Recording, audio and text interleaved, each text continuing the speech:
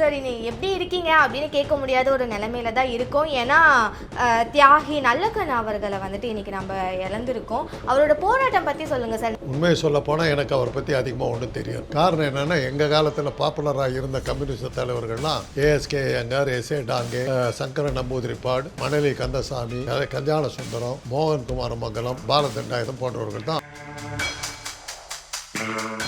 ஆனால் அவருடைய வாழ்க்கை வரலாறு பார்க்கும்போது தன்னுடைய பிறந்த காலத்திலிருந்து அவருடைய தொழில் போராட்டத்திலே இருந்திருக்கார். அவருடைய போராட்டங்கள் பார்க்கும்போது கம்யூனிசத்துக்காக முழுக்க முழுக்க தன்னை அர்ப்பணிச்சுட்டு இருந்தார். சாதி ஒழிப்பு போராட்டத்தில் ஈடுபட்டதில் அவருடைய மாமனாரை கொலை பண்ணிட்டார். அதை வச்சுக்கிட்டு ஒரு பெரிய ஜாதி கலவரத்துக்கு அங்கே ஏற்பாடு ஆகிட்டு இருந்த போது ஒருத்தருக்கு ஒருத்தர் அடிச்சுக்கிட்டு நடந்தது. இதை வந்து ஜாதி கலவரமாக்க நான் விடமாட்டேன்னு சொல்லிட்டு அதை சுமூகமான முறையில் மாமனாருக்கு இது பண்ணி வஉசிக்கு அடுத்தாப்படி மிக அதிக அளவில் சிறை கொடுமைகளை அனுபவிச்சவர் நல்லக்கண்ணு தான் அப்படிங்கிறது நமக்கு தெரிய வந்தது. சரி, இந்தியாவில் எல்லாருக்கும் எல்லாமே கிடைக்கிற வரைக்கும் நான் வந்துட்டு மீசையை வளர்த்துக்க மாட்டேன் அப்படின்னு சொல்லியிருந்தவர். அண்ட் இப்போ வரைக்கும் அவர் வந்துட்டு மீசை வளர்த்து யாருமே பார்த்தது கிடையாது. இப்போ எல்லாரும் வைக்கிற விமர்சனம் என்னன்னா, அப்போ இப்போ வரைக்கும் இந்தியாவில் எல்லாத்துக்கும் எல்லாமே கிடைக்காம தான் இருக்கா? இது என்ன உங்களுக்கு தெரியலையா? எல்லாத்துக்கும் எல்லாம் கிடைக்குதா? நீங்கள் சொல்லுங்க. இதுக்கு நம்ம என்கிட்ட கேட்குறீங்க. அம்பானிக்கு அதானிக்கு கிடைக்கிறது உங்களுக்கு எனக்கு கிடைக்குதா? அவ்வளோதான். அவர் சிறையில் தள்ளின போது ஒரு சிறை அதிகாரி சிகரெட்டை கொளுத்தி அந்த சிகரெட்டு நெருப்பை வச்சு அந்த மீசையை பொசுக்கி தான் அவர் அந்த மீசை எடுத்தார். எடுத்ததுக்கு பிறகு இந்தியாவில் வந்து எல்லாத்துக்கும் சமமான ஒரு வாழ்க்கை கிடைக்கணும்னு நான் மீசை வளர்த்த மாட்டேன்னு சொல்லிட்டு அப்படியே. This video is presented by BMC. Desktop and laptops for your office at wholesale price. All in one place. FT Politics நேயர்களுக்கு வணக்கம். இன்னைக்கு நம்ம கூட அரசியல் விமர்சகர் டாக்டர் காந்தராஜ் சார் இருக்கார். அவரை வெல்கம் பண்ணிடுவோம். வணக்கம் சார். சரி, நீ எப்படி இருக்கீங்க அப்படின்னு கேட்க முடியாத ஒரு நிலைமையில தான் இருக்கோம். ஏன்னா தியாகி நல்லக்கண்ணு அவர்களை வந்துட்டு இன்னைக்கு நம்ம இழந்திருக்கோம். அவரோட போராட்டம் பற்றி சொல்லுங்கள் சார். நிறைய விஷயங்களுக்காக அவர் போராடி இருக்காரு, அதை பற்றி சொல்லுங்கள் சார். உண்மையை சொல்ல போனால் எனக்கு அவரை பற்றி அதிகமாக ஒன்றும் தெரியாது. காரணம் என்னென்னா, எங்கள் காலத்தில் பாப்புலராக இருந்த கம்யூனிஸ்ட் தலைவர்கள்லாம் ஏஎஸ்கே ஐயங்கார், எஸ்ஏ டாங்கே, சங்கர நம்பூதிரிப்பாடு, மணலி கந்தசாமி, கல்யாண சுந்தரம், மோகன் குமாரமங்கலம், இந்த மாதிரி போன்றவர்கள், பாலதண்டாயுதம் போன்றவர்கள் தான் பிரபலமாக இருந்தாங்க. இவர் திருநெல்வேலி பக்கத்துலேயே அவர் இருந்ததுனால மாவட்டங்களை சேர்ந்த எங்களுக்கு அவரை பற்றி அதிகமாக தெரியலை. ஆனால் அவருடைய வாழ்க்கை வரலாறை பார்க்கும்போது தன்னுடைய பிறந்த காலத்திலிருந்தே அவர் தொழில் போராட்டத்திலே இருந்திருக்கார். படித்து தான் நான் தெரிஞ்சுக்கிட்டேன்னு ஒழிய அனுபவ ரீதியாக எனக்கு ஒன்றுமே தெரியாது. அதுதான் உண்மை. அவருடைய போராட்டங்கள் பார்க்கும்போது கம்யூனிசத்துக்காக முழுக்க முழுக்க தன்னை அர்ப்பணிச்சுக்கிட்டு இருந்திருக்கார். அது இருந்திருக்குது. முக்கியமாக ஒன்று சொல்லணுன்னாக்கா, அவருடைய மாமனார் சாதி ஒழிப்பு போராட்டத்தில் ஈடுபட்டதில் அவருடைய மாமனாரை கொலை பண்ணிட்டாங்க. அதை வச்சுக்கிட்டு ஒரு பெரிய ஜாதி கலவரத்துக்கு அங்கே ஏற்பாடு ஆகிட்டு இருந்தபோது இது ஒருத்தருக்கு ஒருத்தர் அடிச்சுக்கிட்டு நடந்தது. இதை வந்து ஜாதி கலவரமாக்க நான் விடமாட்டேன்னு சொல்லிட்டு அதை சுமூகமான முறையில் மாமனாருக்கு இது பண்ணி ஜாதி கலவரமே வரவிடாமல் தடுத்த அளவுக்கு சமூக அக்கறை உள்ள மனிதராக இருந்திருக்கார். அவருடைய போராட்டங்கள் பூராமல் அந்த பக்கத்துலேயே இருந்ததுனால எங்களுக்கு இந்த பக்கம் தெரியலை. வட மாவட்டங்களில் அவர் தெரியலை எங்களுக்கு. அதுக்கப்புறம் நாங்கள் படித்து பார்த்தபோது வஉசிக்கு அடுத்தாப்படி மிக அதிக அளவில் சிறை கொடுமைகளை அனுபவித்தவர் நல்லக்கண்ணு தான் அப்படிங்கிறது நமக்கு தெரிய வந்தது. நான் அவரை வந்து ஒரே ஒரு முறை ஒரு கம்யூனிஸ்ட் தோழருடைய திருமணத்தில் அவர் வந்திருந்தார். அவர் பங்கெடுத்து தலைமை பண்ணார். அப்போ அவரை பார்த்து அவருக்கு என்னை அறிமுகப்படுத்தினாங்க. நான் அவர்கிட்ட வாழ்த்தெல்லாம் வாங்கிட்டு வந்தேன். அதை தவிர நான் அவர் பார்த்தது கூட இல்லை. முழுக்க முழுக்க கம்யூனிஸ்டுக்கு தன்னை முழுக்க அர்ப்பணிச்சுக்கிட்டவர். அந்த மாதிரி இருந்தவர். மனைவியை ரொம்ப நேசிச்சிருந்திருக்காரு. மனைவி இறந்த பிறகே அவருடைய தளர்ந்து போயிட்டார். மனைவியினுடைய இழப்பில் அவர் ரொம்ப தளர்ந்து போனார். அதுக்கப்புறம் அவர் வந்து பெரிய அளவில் வந்து இதாக இருக்கல. அதுக்கப்புறம் அவர் எந்த வகையில் வந்தார்னாக்கா, இவ்வளோ தியாகங்கள் செஞ்சவர் வந்து 100 ஆண்டு காலத்தை நெருங்குகிறாருங்கிற அந்த பேரில் தான் அவர் பெருசாக வந்துட்டார். அரசியல் தலைவர்கள் 100 வருஷம் வாழ்கிறதுங்கிறது அவ்வளோ சுலபம் கிடையாது. அது இவராட்டம் பல்வேறு வகையான சிறை கொடுமைகளெல்லாம் அனுபவித்து, சித்திரவெல்லாம் அனுபவிச்சுட்டு அதையெல்லாம் தாங்கிக்கிட்டு அந்த உடம்பு 100 வருஷம் இருக்குதுங்கிறது ஒரு பெரிய வியப்பான செய்தி. அந்த வகையில் தான் அவர் பெரிதாக அறியப்பட்டார். கம்யூனிஸ்ட் கட்சி அவரை தத்தெடுத்துக்கிட்ட மாதிரி எடுத்துக்கிட்டால் கம்யூனிஸ்டுடைய ஆதரவுலேயே தான் வாழ்ந்தார். தனக்கு கிடைத்த நிதி அளிப்பு, பரிசுகள், விருதுகள் எல்லாத்தையுமே கட்சிக்கு கொடுத்துட்டார். அவருக்கு கார் கொடுத்தாங்க, அந்த காரை கொண்டு போய் கட்சிக்கு கொடுத்துட்டாரு.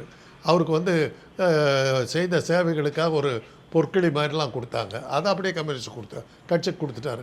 இந்த மாதிரி 24 மணி நேரமும் கம்யூனிஸ்டுகள் இயக்கத்துக்காகவே பாடுபட்டுக்கிட்டு இருந்தவருங்கிற முறையில் அவர் இருந்திருக்கிறாரு. ஆனால் அன்சங் ஹீரோஸ்ன்னு சொல்லுவாங்க, பாடப்படாத போராளிகள். அது மாதிரி வெளியில் அதிகமாக விளம்பரம் பெறாமல் இருந்த ஒரு பெரிய மிக தீவிரமான போராடியாக நல்லக்கண்ணு இருந்திருக்கார். சரி, இன்னைக்கு அவர் நம்ம கூட இல்லை. காலையில் வரைக்கும் வந்துட்டு அவர் நல்லா இருக்காருன்ற மாதிரி தான் சொல்லிட்டு இருந்தாங்க. திடீர்னு இந்த மாதிரி இறந்துட்டாரு அப்படின்ற ஒரு நியூஸ் வந்தது. அவருக்கு உடம்புக்கு என்ன ஆச்சு, ஏதாச்சும் தெரியுமா? வயோதிகமா 100 வயசு. யோசனை பண்ணுங்க, கருவில் இருக்கும்போதே 6வது மாதமே துடிக்க ஆரம்பிக்குது, 3வது மாதமே துடிக்க ஆரம்பிக்கிற இதயம். 100 ஆண்டு காலம் யோசிச்சு பாருங்க. ஒரு நீங்கள் கார் வாங்குறீங்க, பைக் வாங்குறீங்க, எதோ வாங்குறீங்க, இயந்திரங்கள் வாங்குறீங்க. ஒரு கார் இரும்பால் உலோகத்தால் செய்யப்பட்ட ஒரு கார் 6 வருஷத்துக்கு அப்புறம் காயெல்லாம் கிடைக்க போயிடுது. அப்படி இருக்கும்போது ஒரு சதைப்பிண்டம் எப்படி எத்தனை வருஷம்? 100 வருஷம். இவ்வளோ பெரிய சாதனை, அது பெரிய சாதனை. ஆனால் இன்றைக்கி நம்ம வந்து இது வந்து மருத்துவ உலகத்தினுடைய சாதனையாக தான் நான் கருதுகிறேன். ஏன்னா அந்த காலத்தில், எங்கள் காலத்துலலாம் நிறைய கொள்ளை நோய்கள் இருக்குது, அதாவது தொற்று நோய்கள், காலரா, டைஃபாய்டு, பிளேகு, கக்குவான் இருமல், இது டெட்டனஸ்ஸு, இந்த மாதிரி பல்வேறு வகையான நோய்களில் வந்து மக்கள் இறந்துக்கிட்டே இருந்தாங்க. ஒவ்வொரு பள்ளிக்கூடத்தில் நாங்கள் படிக்கும்போது ஒவ்வொரு விடுமுறை முடிச்சுட்டு வரும்போதும் எத்தனை மாணவர்கள் இறந்து போனாங்க, எத்தனை ஆசிரியர்கள் இறந்து போனாங்க, காலராவில் இறந்து போனாங்க, இதில் இறந்து போனாங்க, டைஃபாய்டில் இறந்து போனாங்க. இப்படி நிறைய செய்திகள் வரும். எல்லாத்தையும் தடுப்பூசிகள் போட்டு போட்டு போட்டு இம்மை போல் பல நோய்களை ஒழிச்சு கட்டுனதனுடைய விளைவு இன்றைக்கி வந்து நீண்ட ஆயுள்ங்கிறது வந்து இன்றைக்கி சுலபமாக இருக்குது. பல தலைவர்கள் 100 ஆண்டுகள் காலம் வர்ற வந்திருக்காங்க. அந்த வகையில் 100 ஆண்டு காலம் வாழ்ந்து அந்த சாதனையை அவர் செஞ்சுருக்கார். அது கடைசி நிமிஷத்தில் வந்து உடம்புக்கு பலம் கொண்ட முறையிலும் அவரை காப்பாற்ற பார்த்துருக்குது. அதுக்கப்புறம் முடியல, அதில் தான் இறந்துருப்பார். சரி, இந்தியாவில் எல்லாருக்கும் எல்லாமே கிடைக்கிற வரைக்கும் நான் வந்துட்டு மீசையை வளர்த்துக்க மாட்டேன் அப்படின்னு சொல்லியிருந்தவர். அண்ட் இப்போ வரைக்கும் அவர் வந்துட்டு மீசை வளர்த்து யாருமே பார்த்தது கிடையாது. இப்போ எல்லாரும் வைக்கிற விமர்சனம் என்னன்னா, அப்போ இப்போ வரைக்கும் இந்தியாவில் எல்லாத்துக்கும் எல்லாமே கிடைக்காம தான் இருக்கா அப்படின்ற மாதிரியான ஒரு விமர்சனம் வைக்கிறாங்க சார். உங்களுக்கு அதை பற்றி என்ன? இது என்ன உங்களுக்கு தெரியலையா? எல்லாத்துக்கும் எல்லாம் கிடைக்குதா? நீங்கள் சொல்லுங்கள். இதுக்கு நம்ம என்கிட்ட கேட்குறீங்க. எல்லாத்துக்கும் எல்லாம் கிடைக்குதா? அம்பானிக்கு அதானிக்கு கிடைக்கிறது உங்களுக்கு எனக்கு கிடைக்குதா?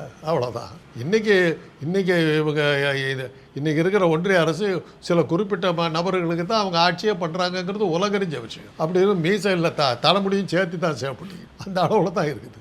இன்றைக்கி இருக்கிற ஒன்றிய அரசு வந்து ஒரு சில குறிப்பிட்ட பணக்காரர்களுக்கு தான் அவங்க ஆட்சியே நடத்துகிறாங்க. அப்படி இருக்கும்போது நல்லக்கண்ணு எப்படி மீசை வளர்த்த முடியாது? இன்னும் சொல்லப்போனால் நான்லாம் வந்து மீசை எடுத்துக்கு காரணம் கிடையாது, மீசையை வச்சுக்கிறதுக்கு சோம்பேறித்தனம் மறந்து எடுத்துட்டேன், அது வேறு. பட்டு நல்லக்கண்ணு அவர்கள் வந்து பெரிய மீசை வச்சுருந்தார். அது காரணம் அவருடைய வரலாறை படித்த போது அவருக்கு முகத்தில் ஒரு பெரிய மறு ஒன்று இருந்தது, அதை மறைக்கிறதுக்காக பெரிய மீசை வச்சுருந்தார். அவர் சிறையில் தள்ளின போது ஒரு சிறை அதிகாரி சிகரெட்டை கொளுத்தி அந்த சிகரெட்டு நெருப்பை வச்சு அந்த மீசையை பொசுக்கி தான் அவர் அந்த மீசை எடுத்தார். எடுத்ததுக்கு பிறகு இந்தியாவில் வந்து எல்லாத்துக்கும் சமமான ஒரு வாழ்க்கை கிடைக்கணும்னு நான் மீசை வளர்த்த மாட்டேன்னு சொல்லிட்டு அப்படியே கடைசி ஒரு மீசை எல்லாமே இருந்தார். அப்படிங்கிறது அவருடைய வாழ்க்கை வரலாறு குறிப்பை படிக்கும்போது நமக்கு தெரியுது. அது உண்மையும் கூட.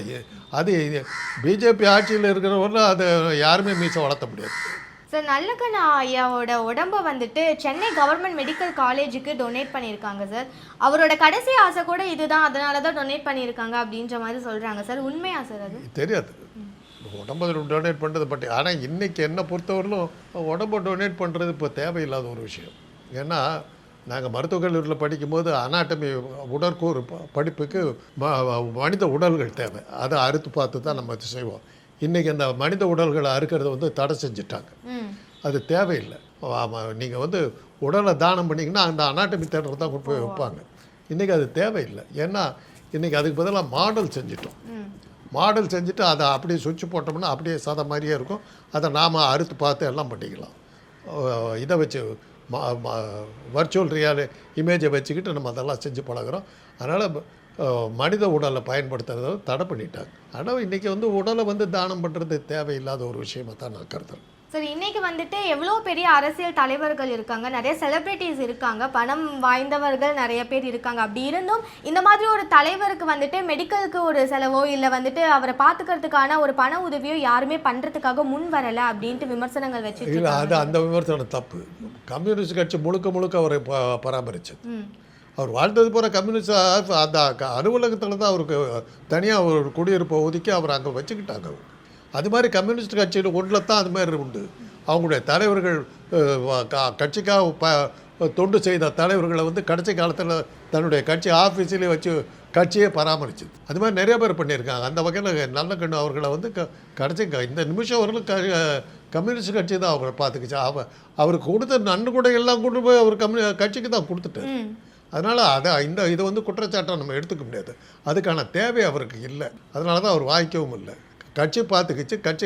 கடைசி இப்போ 100 வருஷம் அவர் வாழ்ந்ததுக்கு முக்கிய காரணம் கம்யூனிஸ்ட் கட்சி அவர் நல்லபடியாக பராமரித்து வந்தது. சார் அடுத்து எல்லாரும் கேட்குற ஒரு கேள்வி என்னன்னா, நல்லக்கண்ணு ஐயா அவர்களுக்கு வந்துட்டு பீச்சில் செலவிக்கணும் அப்படின்ட்டு கேட்டுட்டு இருக்காங்க. உங்களோட சார்பாக கவர்மெண்ட் சைடுக்கு ஒரு கோரிக்கைன்னா என்னவா இருக்கும் சார்? சிலை எல்லாத்துக்கும் வைக்கலாம், அதில் ஒன்றும் தப்பு இல்லை. அது கவர்மெண்ட்டு தான் யோசிக்கணும். எல்லாத்துக்கும் பீச்சிலேயே கண்ணு வச்சுக்கிட்டு இருந்தால் என்ன அர்த்தம்? பீச்சு பூரா செலவு வச்சு ரொப்பிட்டா என்ன அர்த்தம்? அது என்ன பீச்சு? ஒரு காலத்தில் இருந்தது, அதில் வச்சு முடிச்சுட்டாங்க. இன்னும் வேறு இடங்களில் வைக்கணும். ஒரு பொதுவான இடங்கள் இப்போ முத்துராமலிங்க தேவருக்கு வந்து இதில் தான் அண்ணா சாலையில் தான் வச்சுருக்கிறோம். அது மாதிரி இடங்களை பார்த்து வைங்களேன்.